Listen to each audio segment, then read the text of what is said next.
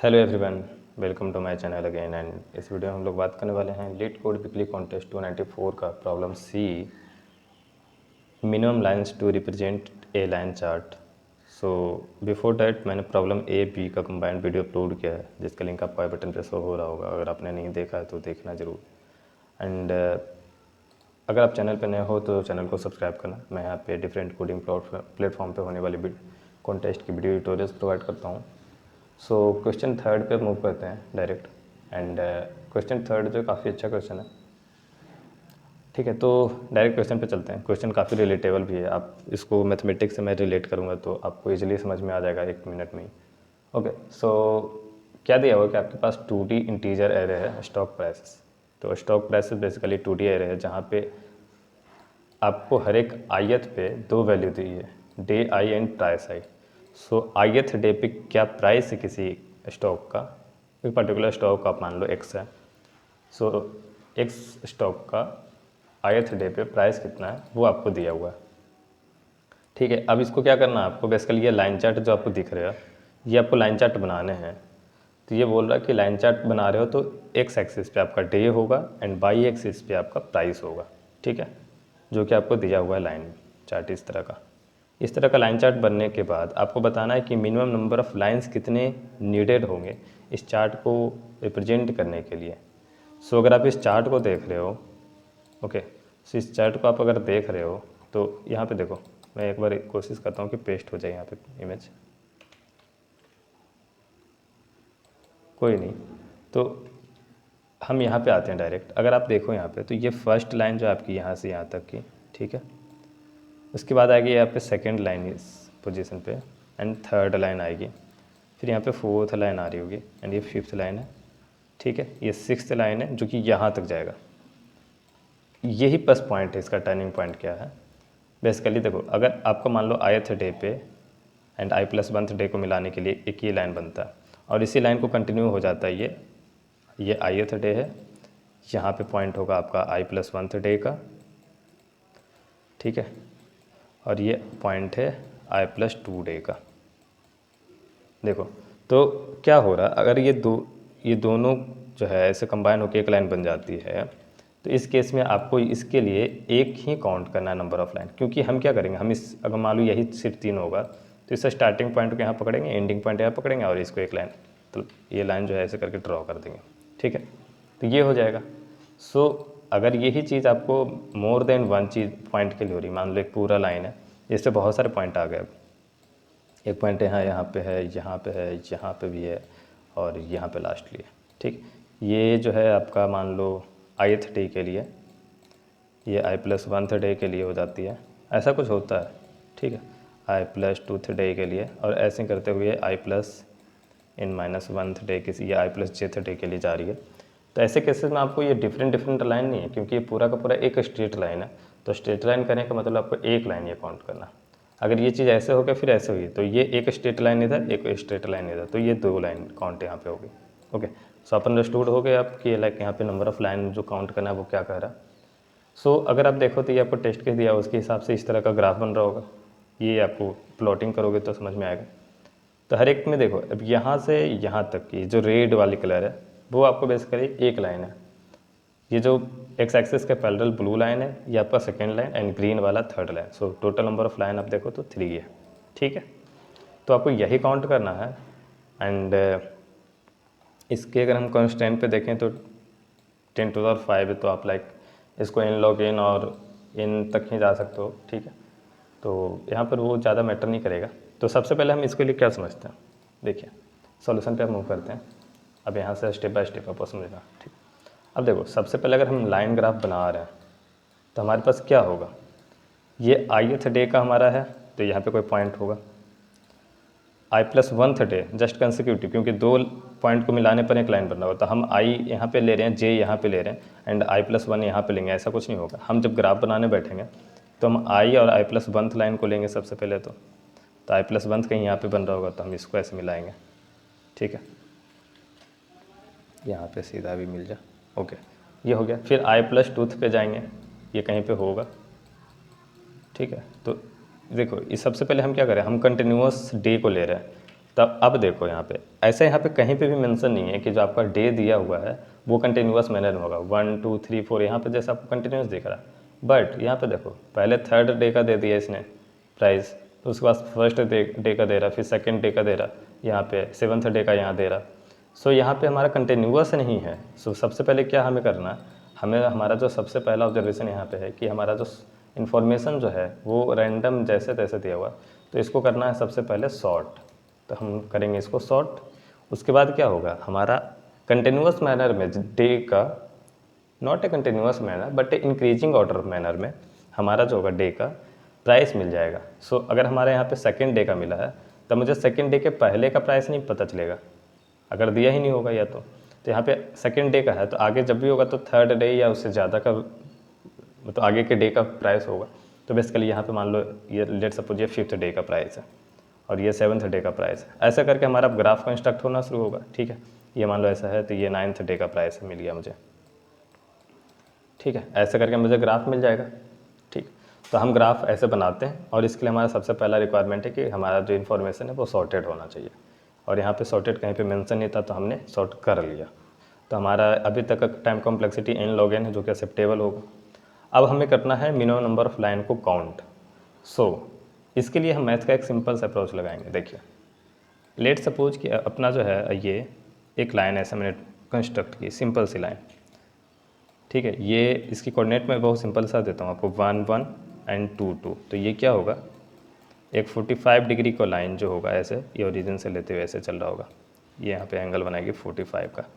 तो इसका स्लोप हम देखें यहाँ पे, अगर हम स्लोप की बात करें, स्लोप क्या होता है किसी लाइन का जो होगा, ठीक है, ये जो होता है वो एक्स एक्सिस से कितना एंगल बना रहा है, सो बेसिकली ये स्लोप होता है।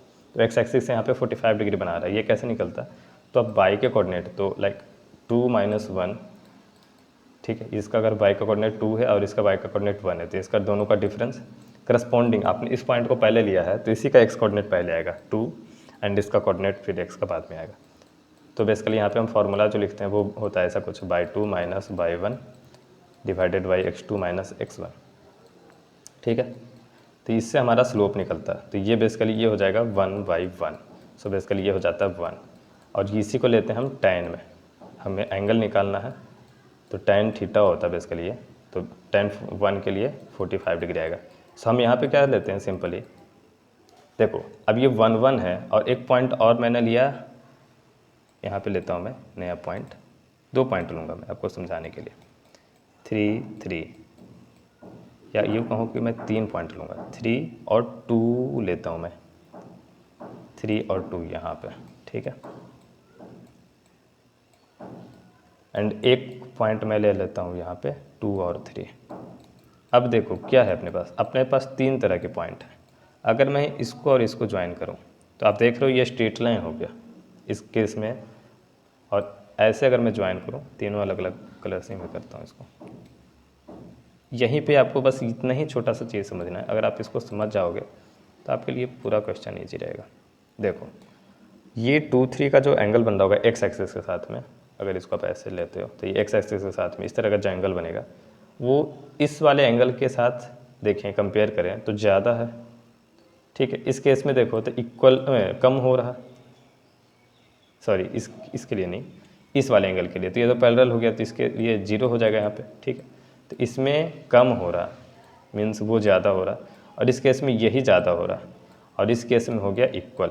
तो जहाँ पे ये इक्वल होगा तो ये लाइन कंटिन्यू होता चल जाएगा, और जहाँ पे इक्वल नहीं होगा वो कहीं ना कहीं मुझे अब दूसरा लाइन लेना पड़ेगा।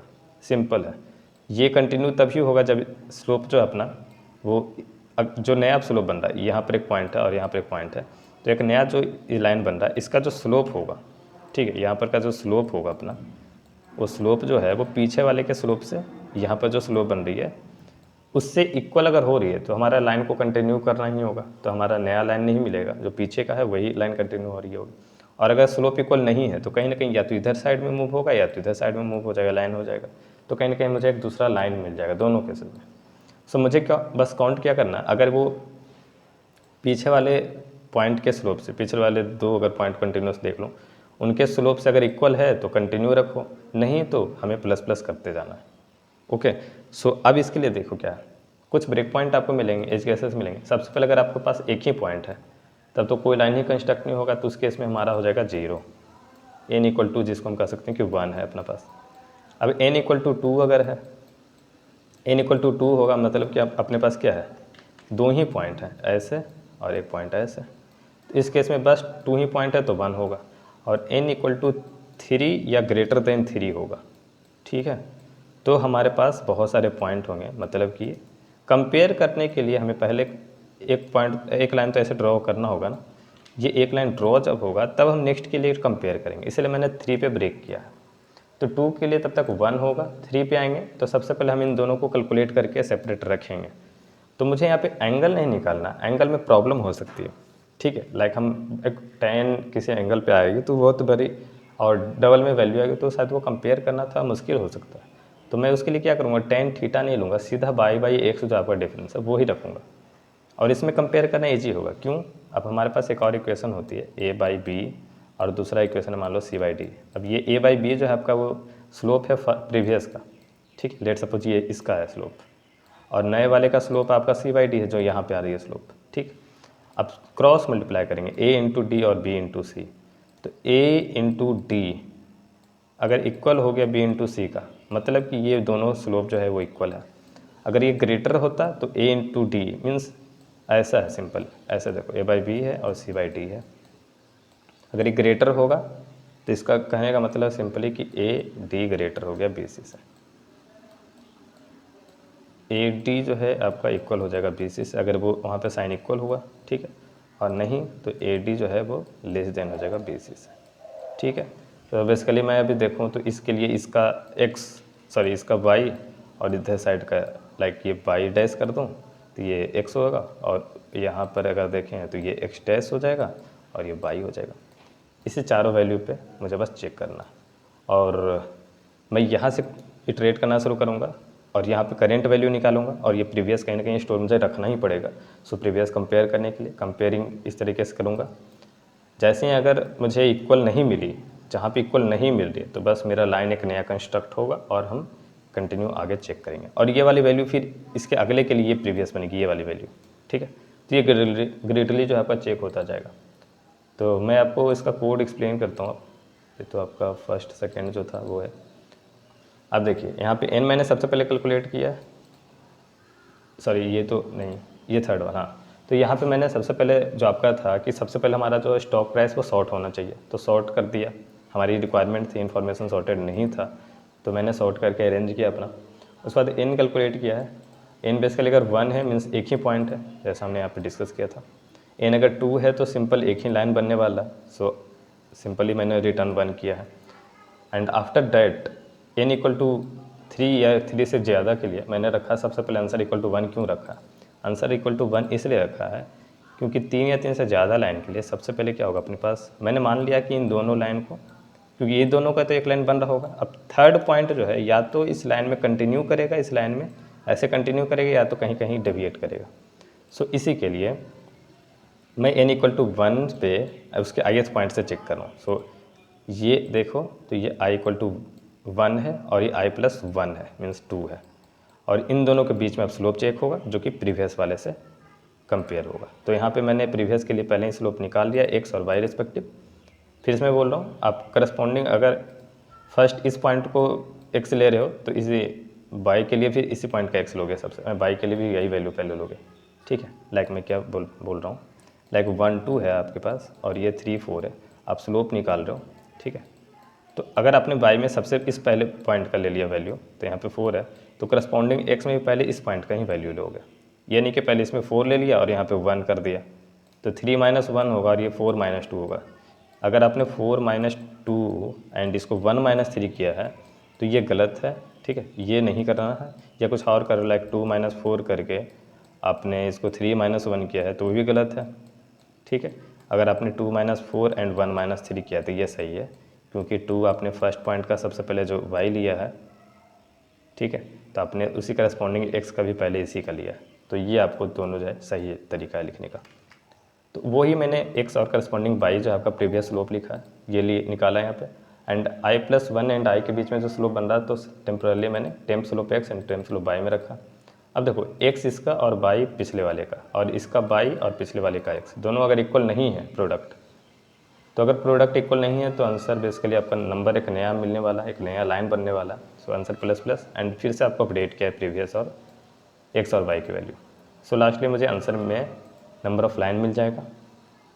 ओके, सो इस क्वेश्चन में इतना ही निकालना था, एंड आई होप आपको क्वेश्चन एक्सप्लेनेशन सबको समझ में आया होगा। एंड आपको किसी भी तरीके का अगर डाउट है तो आप नीचे कमेंट बॉक्स में मुझसे पूछ सकते हो। एंड बिफोर डैट, अगर आपने चैनल पे नए हो तो चैनल को सब्सक्राइब करना नहीं भूलना। नीचे डिस्क्रिप्शन बॉक्स में आपको टेलीग्राम चैनल का लिंक दिया हुआ है, आप एक बार ज्वाइन कर लेना। एंड कोड का लिंक, क्वेश्चन का लिंक नीचे डिस्क्रिप्शन बॉक्स में दिया हुआ है, आप जाकर चेकआउट कर लेना। ओके, सो मिलते हैं अगली वीडियो में। Till now, bye bye.